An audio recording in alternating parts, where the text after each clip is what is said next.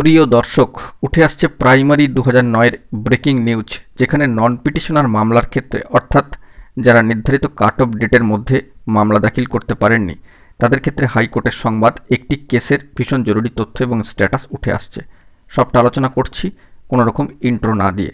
অত্যন্ত গুরুত্বপূর্ণ, ভিডিওটিকে দেখবেন শেষ পর্যন্ত। চ্যানেলে নতুন হলে চ্যানেলটিকে সাবস্ক্রাইব করে সাপোর্ট করে সঙ্গে থাকবেন।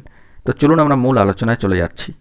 আমরা চলে এসেছি সেই কেসের স্ট্যাটাসে, যেখানে মামলাকারীরা নির্ধারিত কাট অফ ডেটের মধ্যে মামলা দাখিল করতে পারেননি, কার্যত তারপরে মামলা দাখিল করেছিলেন। সেরকমই একটি মামলার পরিপ্রেক্ষিতে প্রাথমিকে 2009-এর নিয়োগ থেকে উঠে আসছে মহামান্য কলকাতা হাইকোর্টের সিঙ্গেল বেঞ্চের অত্যন্ত জরুরি একটি তথ্যাদি। নর্থ 24 পরগনার ডিপিএসসি ক্ষেত্রে অবশ্যই মহামান্য কলকাতা হাইকোর্টের single bench honourable justice Saugata Bhattacharya মহাশয়ের এজলাস। এবং এই মামলার ক্ষেত্রে যেটা লক্ষণীয় যে 7ই এপ্রিল 2025-এর পরবর্তী ক্ষেত্রে এই মামলায় কিন্তু কোনো প্রোগ্রেসিভ স্ট্যাটাস ডেডলাইন আর উঠে আসেনি।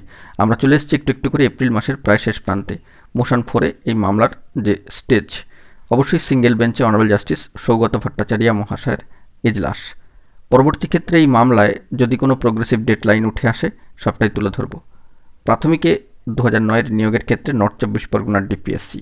দেখা যাক পরবর্তী ক্ষেত্রে কি আপডেট উঠে আসে। এখন এটুকুই, ভালো থাকবেন, চ্যানেলটিকে সাবস্ক্রাইব করে নিয়ে সঙ্গে থাকবেন জরুরি এরকম আপডেটগুলি পাওয়ার জন্য। ধন্যবাদ।